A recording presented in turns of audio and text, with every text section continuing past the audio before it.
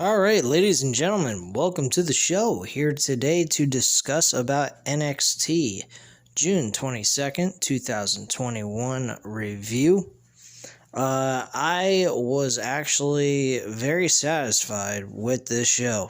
This show was actually fun, entertaining, had some good wrestling matches. The main event, I have to say they kind of fucked up with. I think Kyle O'Reilly deserved to do a little bit more in the ring against Kushida. I think Kushida really kicked his ass most of this match, which I don't think is very good. Building into a matchup where Kyle O'Reilly is facing Adam Cole. The ending was very surprising. I was actually shocked by this. Diamond Mine is actually Roderick Strong's own faction with Tyler Rust and another Japanese wrestler that's added to the mix, and a manager as well. I think the introduction of Diamond Mine was very nice, number one. Number two, it brings a little bit more attention towards the Cruiserweight Championship, which I like. I actually feel now Kushida has a legitimate challenger for that title, and possibly could be dropping the title to Roderick Strong, which I would be okay with. I think Roderick Strong with this gimmick, based on the way it looked, he looked really strong. Better than he ever had before. Especially even with Undisputed Era. He wasn't the top dog. Here he is the top man in his group, and he looks great. I really liked what they did here. At the end, Adam Cole did show up near the end of the match after the match was over between Kushida and Kyle O'Reilly. Kyle O'Reilly attacked Adam Cole. They brawled. And then Diamond Mine showed up at the end, attacking Kushida. So, very good stuff. Would I put Kushida and Roderick Strong in a match for the Cruiserweight title right away? No. I would save this as a build going towards a TakeOver pay-per-view. I don't think this deserves to be only a 2-week build. I think that really sucks. They need to put some attention into the Cruiserweight title and actually build a storyline around it. That will really help the Cruiserweight title more importantly. Number two, I think with these two guys, I think they could build towards a legitimate couple of weeks to a few, whenever their next takeover is. I think it's in near August, around SummerSlam. So, I mean, I honestly think they could get away with not doing this at the Great American Bash, which I'm starting to get a little fed up of them having pay-per-view-like names for their regular televised shows. I think they should maybe have a takeover every 2 months. That way they won't have these fucking random pay-per-view matches or pay-per-view specials on television and applying that onto the televised shows, putting pay-per-view matches on television. I think that's bullshit. They should be building towards these pay-per-views each and every time they're going to another one. I mean, that is what AEW does. Yeah, they put championship matches in between, but here's the thing. They don't have pay-per-views but once every 4 months. They have 4 pay-per-views per year. 4 pay-per-view per year. I think I might have said 4 pay-per-views per month. If I did, I apologize. I don't think I was paying attention to what I said. But you get my point. They have 4 pay-per-views per year. NXT is a little different. They're kind of spread all over the place. They used to be 4 pay-per-views a year. But they're not doing that anymore.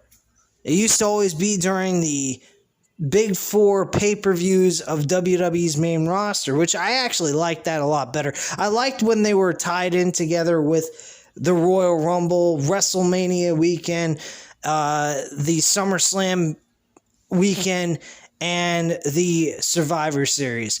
I think them being on first the day before each and every pay-per-view, we got to see 2 pay-per-views in a weekend, was terrific. I loved it, especially when NXT showed up and WWE didn't, and people would shit all over WWE for that. But I'm pretty sure that's the reason why they stopped doing that. So, whatever. My point being is, they have more pay-per-views than they've had before.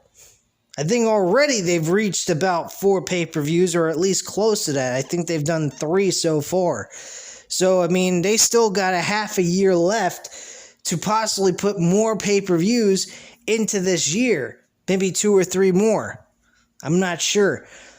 But, bottom line, they don't need a Great American Bash. Now, if you wanted to build towards a pay-per-view called the Great American Bash for NXT, that's one thing. But they're not doing that.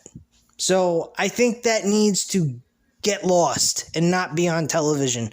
We need to have the televised shows being used to help build storylines to make the pay-per-view matches better and make the pay-per-views more intriguing for us fans.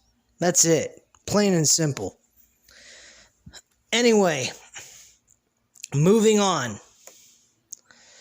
The first thing on the card was Adam Cole versus Carmelo Hayes. Now, Adam Cole in the beginning of the show was told to go ahead and pick his own opponent. He refused to do that. So, Carmelo Hayes shows up. He's actually a former challenger for the Cruiserweight Championship. I think about 2 weeks ago he challenged for the title, or a couple of weeks ago, something like that. And he walked up to him and he says, "I want to face you one-on-one, Adam Cole." And he says, "Dude, you ain't facing me. I'm not doing shit tonight." Was his attitude. And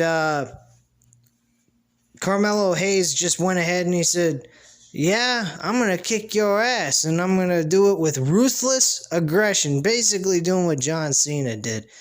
And he slapped him right across the face, and that convinced Adam Cole to have the match with him. The match was decent, very nice opener to the show. Adam Cole wins the match with the Panama Sunrise and gets the 1-2-3. Carmelo Hayes really sold this move very well. I have to give him a lot of credit. He looked like he was stunned as fuck. Like his whole body stiffened up and everything. I don't know if it was for real or it was just a act to sell the move, but if it was an act to sell the move, he did a terrific job. So after the match, Cole stands tall with the music. We go to replays. Cole, stares down at Hayes as his arm is raised in victory. Announcers hype Cole versus O'Reilly at Great American Bash as Cole makes his exit. Alright, so we see a video of Frankie Monet hanging out backstage with Aaliyah and Jessie Kamea. Looking forward to their matches tonight. Monet says everyone should be calling them the Winner's Circle. Actually, catchy little nickname for a faction.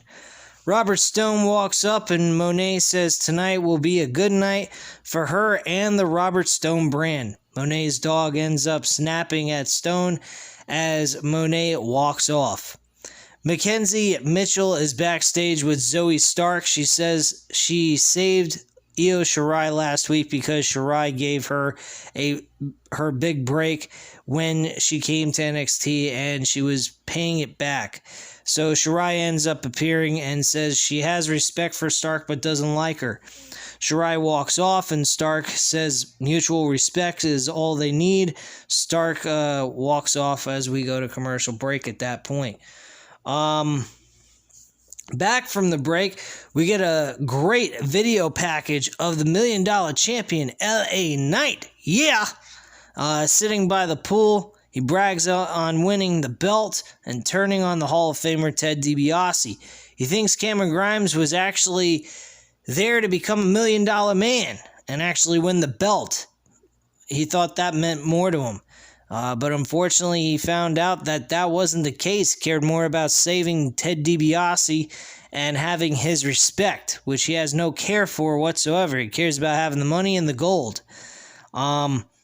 And so Knight cuts a promo on Grimes and says the ladder match fall Grimes took at Takeover in Your House will be nothing compared to when LA Knight drops him on his head next. So that was that. We go to the ring, and out comes the Way, Johnny Gargano, Austin Theory. It seems to me during this show that Johnny Gargano may be turning babyface. There's a good possibility that might take place, especially what happens later on in the day. Or, not in the day, in the show. What the fuck am I talking about? Gargano takes the mic and says these are exciting times. We have new management, which means we need a new NXT champion and a new face of the brand. We don't need the mean leather-wearing guy, referring to Karrion Kross. We need Gargano. Gargano says NXT thrived and was its best during his 57-day reign as the NXT champion. Gargano says he proved at TakeOver that Kross is not on his level.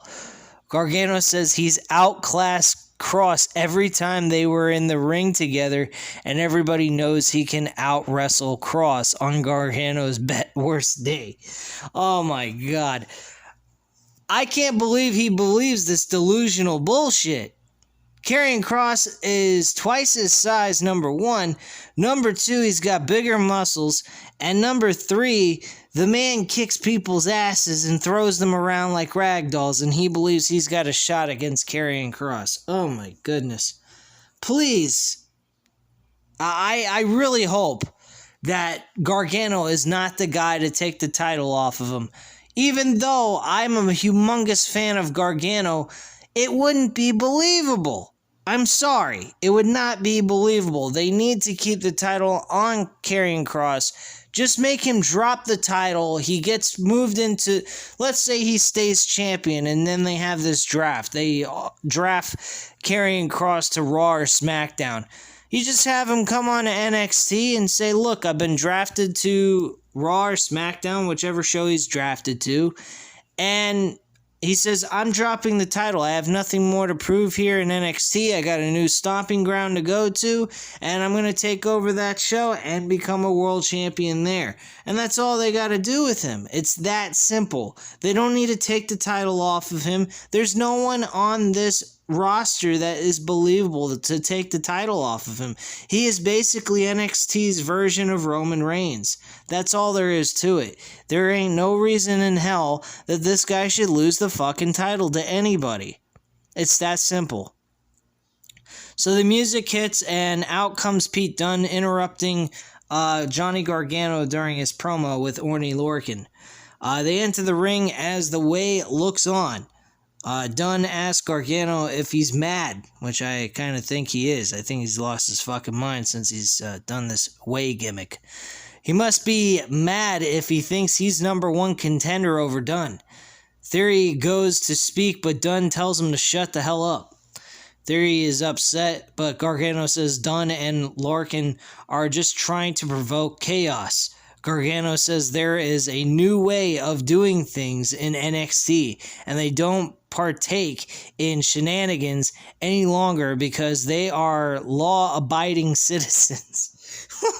So apparently he thinks because Samoa Joe is in town, they better watch their ass and not get over, zealous and get all crazy in the ring and just play by the rules. And they probably figure that they could get away with shit by just being ass kisser to William Regal, which later doesn't really work for them. Gargano says they are good people, and if Dunne wants a fight, he won't get it from the way. Gargano says he's putting the mic down gently now, and he and Theory exit the ring, but Theory stops on the apron to warn Dunn that he will be watching. Dunn bends his fingers back and breaks them. Well, supposedly they claim he had his fingers broke or some shit. Theory falls to the floor and screaming about his broken fingers. Gargano consoles him as they head to the back together while Dunn and Lorcan look on. And that's basically that. We have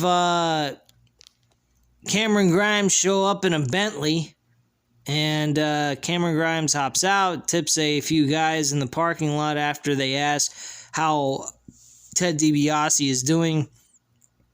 And Aries Sterling stops him and jokes about Grimes visiting Ted DiBiase in the nursing home. Grimes decks Aries with a right hand, dropping him, and Grimes walks off and says that was for Ted, and laughs and throws a few dollar bills on the ground. That's basically it. Big whoop. Not a very good follow-up towards what happened. I kind of wish they would have had Cameron Grimes get in the ring and cut a promo on LA Knight for what he did to Ted DiBiase. That's the one criticism I will say about that. They did a good job with LA Knight doing his own thing, but not having Cameron Grimes really do anything in the ring and cut his own promo about what happened to Ted DiBiase and how he felt about it was kind of a stupid thing. I didn't particularly like that at all, that they didn't address that on Cameron Grimes' end. So Mackenzie catches up with Adam Cole in the back, asking about Kyle O'Reilly. He doesn't want to talk about Kyle or Kushida because what he did to Carmelo Hayes is nothing compared to what he's going to do to O'Reilly at the Great American Bash. The GM, William Regal, walks up and wants to make sure there are no issues between Cole and Samoa Joe after last week. Regal suggests Cole doesn't provoke Joe anymore. Cole isn't happy with how Regal hasn't reprimanded Joe yet for putting his hands on him last week. Cole says he's going to do Regal and everyone a favor by getting the hell out of here, which he acts as if he's going to do that, but later on shows up at the end of the show, and he packs up his bags and heads out. So Johnny Gargano and Austin Theory walk into the William Regal's office after the break. Theory's fingers are taped up, and Gargano says they were being model citizens, but Pete Dunne and Oney Lorcan weren't. Oney Lorcan interrupted with Pete Dunne, and there needs to be consequences. Gargano makes suggestions, including Samoa Joe choking them out. Regal orders them to face Dunne and Lorcan in a tag team match, which, by the way, was a really good match. I enjoyed that match. That was a lot of fun to watch. Io Shirai and Zoe Stark versus Aaliyah and Jessie Kamea. It was okay. I mean, it wasn't great. Aaliyah and Jessie aren't exactly what you call great female wrestlers. Io Shirai and Zoe Stark, though, I mean, I could see something built between these two women, maybe possibly a rivalry, or possibly a tag team with mutual respect. But I don't think they should do that. I think they should have these women become a rival and have them compete one-on-one in a grudge match with each other. I think that's the best course of action to go with, and maybe have Zoe Stark pick up a victory over Io Shirai, possibly giving her an opportunity for the women's championship later on down the road. I'm not sure. I don't know how you guys might feel about that. I know that's kind of a risky thing and a little bit out of character for NXT to possibly do that to a former women's champion like Io Shirai, especially what she did. She was a very good champion during her time as NXT women's champ. But, I mean, just to get a new face, I think would probably be a good idea. But I don't know how you guys would feel about it. And my attitude about being a promoter and booker is always giving the people what they want, and the majority always rules. So my thoughts on that would be based on how the overall view of the fans would feel about it. I wouldn't know exactly how they would feel. I probably would assume they wouldn't want Stark winning that against Shirai if they were to have a one-on-one match. But I always feel like maybe they should try to get a new face into the main event spot in the women's division. I think that's a good thing. Zoe Stark has been doing some good stuff. Is she an outstanding performer? Does she really stand out? No. But is she a good wrestler? Yes. She's a very good wrestler. She's not bad at all. She just doesn't have the kind of gimmick that really makes her stand out among everyone else. So that's where my issue lies with her. And if that's what you guys feel is the case of why Stark should not beat Shirai, I can understand that.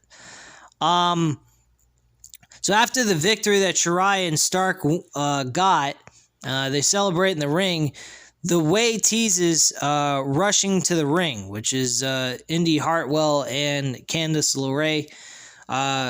Shirai and Stark get ready for a fight as they stare LeRae and Hartwell down, but Dakota Kai and Raquel Gonzalez appear on the other side of the apron. This part I have a major issue with. You got Raquel Gonzalez as a singles women's world champion, and she's trying to go after tag team titles. Why? Why haven't we seen some, tension between Dakota Kai and Raquel Gonzalez yet? Is it being used for these tag team titles where they end up losing anyway and not winning them back or anything like that, and that pisses off Dakota Kai, which eventually leads her to challenging for the women's world title? If that's the case, I guess that's okay.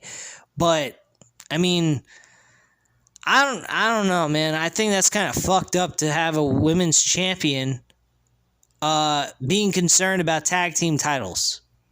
It's fucking retarded, but whatever. Amber Moon and Shotzi Blackheart, on the other hand, they come down to the ramp next. They actually don't use their entrance music, which is nice. It's a different change of pace, saying they deserve the next title shot. The three challenger teams start brawling in the ring as the Way retreats to the stage to watch. Samoa Joe comes out with security to try and restore order. And that's basically what happens there. We get a brief video package to promote tonight's non-title match between Kushida and Kyle O'Reilly, which is the main event for NXT tonight. The next thing on the card was Johnny Gargano and Austin Theory versus Orny Lorcan and Pete Dunne. This was a fucking excellent tag team matchup. Very fun, exciting shit. Gargano picks up the victory with one final beat on Lorcan for the 1-2-3, and the Way win the match. After the match, though, things didn't look so good for Gargano. Reason I say that is because Karrion Kross comes down to the ring and nails Gargano from the back of the neck with a forearm, leveling him onto the floor while he's going up the ramp with his back turns. The fans chant "You suck" at Kross and boo him as well. So Theory checks on Gargano as Kross returns to the stage standing with Scarlett. I think it's about time we start seeing Austin Theory get a little bit of some character, a little bit of a spine, being more like what he was in Evolve Wrestling. Something of that kind of nature, but this kissing Gargano's ass, I mean, staying a friend is one thing, but literally kissing his ass is another thing. I didn't particularly care for that. I don't particularly care for him doing that. So we go backstage when we get back from commercial break with Karrion Kross. Samoa Joe is actually with Karrion Kross and Scarlett. Kross says, "So, these are the new rules?" He reminds Joe he can't do anything unless provoked. Joe steps aside and Kross and Scarlett exit the building, apparently kicked out. Scarlett stops and sees at Joe, and Joe turns back around to Pete Dunne staring him down. Announced for next week is Amber Moon and Shotzi Blackheart versus Zoe Stark and Io Shirai versus Dakota Kai and Raquel Gonzalez. The winners will challenge the NXT Women's Tag Team Champions the way at the Great American Bash. All right, so going back to what I was saying earlier about Dakota Kai and Raquel Gonzalez, you do not want these two women losing this match. They are the ones that need to win this number one contenders match. We need to see Raquel Gonzalez and Dakota Kai go up against the tag team champions Indy Hartwell and Candice LeRae at this point.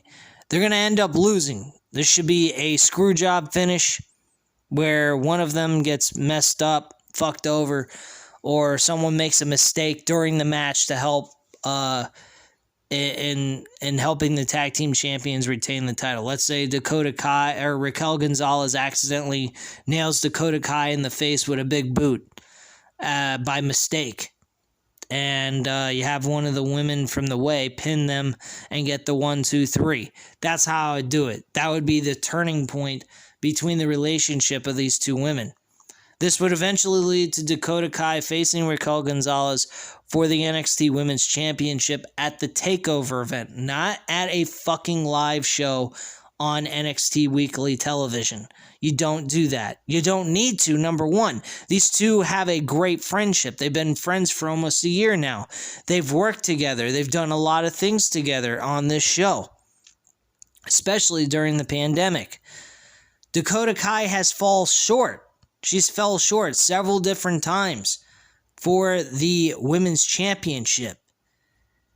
She needs to be pushed into that World Championship realm of the women's division and win.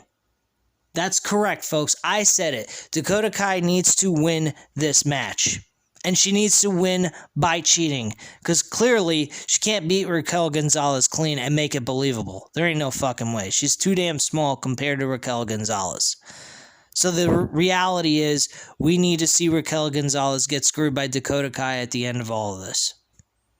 In a TakeOver event World Championship match. That's it. Plain and simple.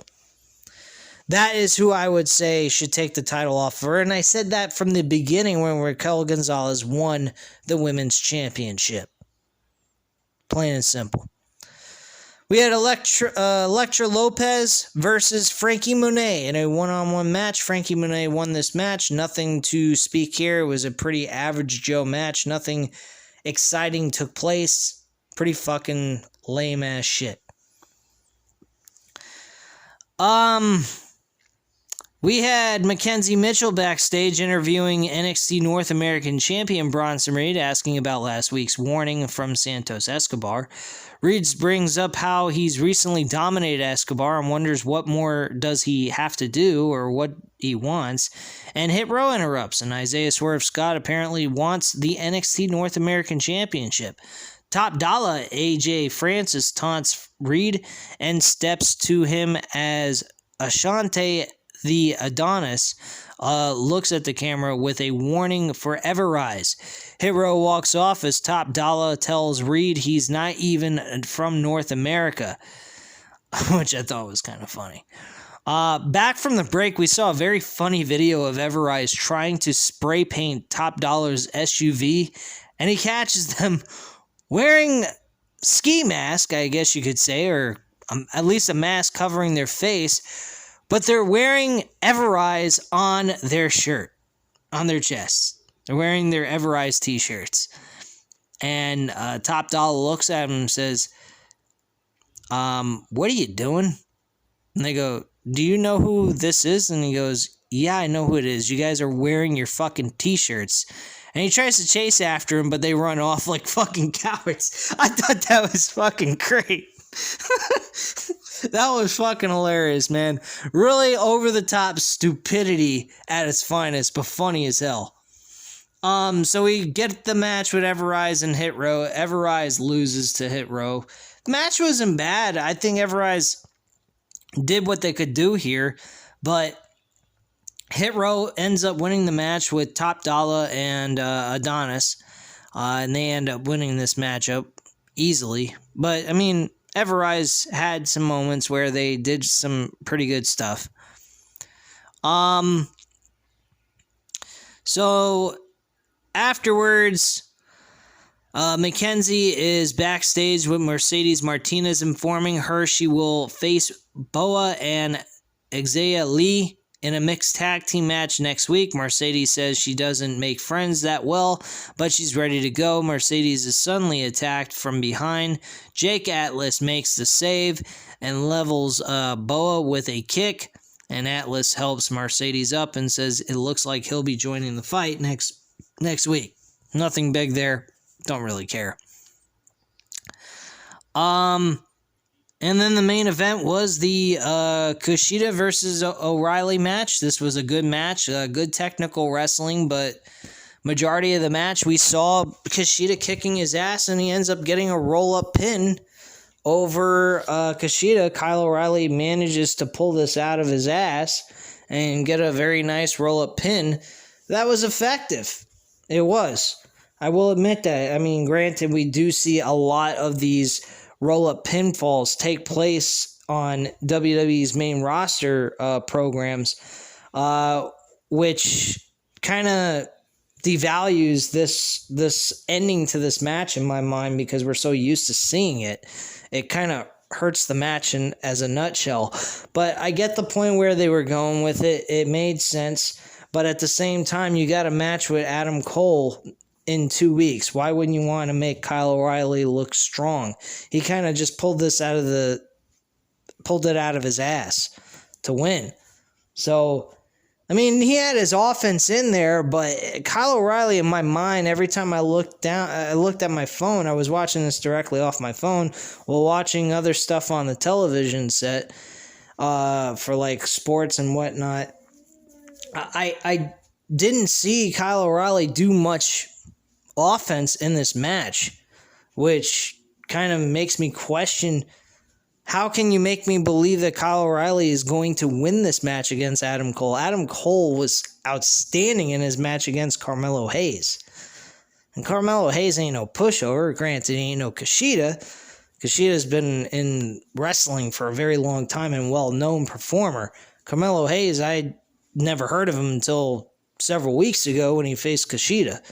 So, with all that being said, I mean, it doesn't make me believe that Kyle O'Reilly's got a shot in hell against Adam Cole. That's my issue with this match. But overall, it wasn't a bad main event. It was pretty entertaining. And I think what they did here tonight was outstanding stuff. I give them a lot of credit. They, had some mishaps. I think that thing with Cameron Grimes was a missed opportunity that they really should have took advantage of here, since it's the week after LA Knight knocked Ted DiBiase on his ass. But other than that, I mean, they didn't do a bad job with this show. I think it's an excellent thing. Johnny Gargano versus Karrion Kross for the World Championship I'm okay with, but seeing Gargano win the title, I'm sorry, I can't buy into that. It's not believable. I just don't see it working out in a believable fashion where he can get that Daniel Bryan type of feel that he normally presents to me, at least. I don't know how you guys see him. I see him as a Daniel Bryan 2.0, but a very good wrestler. Regardless of all that, he is a very good wrestler. And he definitely brings a lot to the table. But when it comes to stature, height, and domination, Karrion Kross has got it all over him. So for him to lose the title to Johnny Gargano would not be believable. For a match, one-on-one, I'm okay with that. Granted, I would like to see someone more of Karrion Kross's stature where we could have a believable match. A match with Bronson Reed would work. I would buy into that. I'd even believe that he could possibly win, but he's the North American champion, so that wouldn't exactly work right now. But I just don't see that any of the challengers right now are believable against Karrion Kross that they got available. They're good matches. I'm not gonna lie, they are good matches one-on-one, but at the end of the day, when you look at the stature between the two men that Karrion Kross has to compete against, it ain't believable. It really isn't. Personally, I think the only person that is believable, and he was the former world champion, was Finn Balor. Finn Balor put on the best match with Karrion Kross. Keith Lee was second best. I think Keith Lee did a good job with him. Unfortunately, Karrion Kross got that injury, so his reign was kind of ended really quick. So that kind of sucks. But overall, I mean, I don't have any complaints with this show. This was a fun show to watch. It was well worth your 2 hours. If you didn't see it, go back and watch it, most definitely. Monday Night Raw, don't ever go back and watch any of those episodes. You'll just want to blow your fucking brains out. Because that show is so mind-numbing. If you don't laugh at it, you're just going to get extremely pissed off and want to go ahead and bash your TV in. That's pretty much it. And what I mean by laughing, I mean laughing at their failure to actually execute a good show. They're terrible at executing a good show. So that's all I have to say here at this time. You know what to do. Hit the like button if you like this video. Hit the subscribe button if you're not already subscribed to the channel, and leave a comment down below. I'll definitely get back to you on that. And I thank you guys very much for watching. Hope you have a great night. Speak to you later, guys. Bye.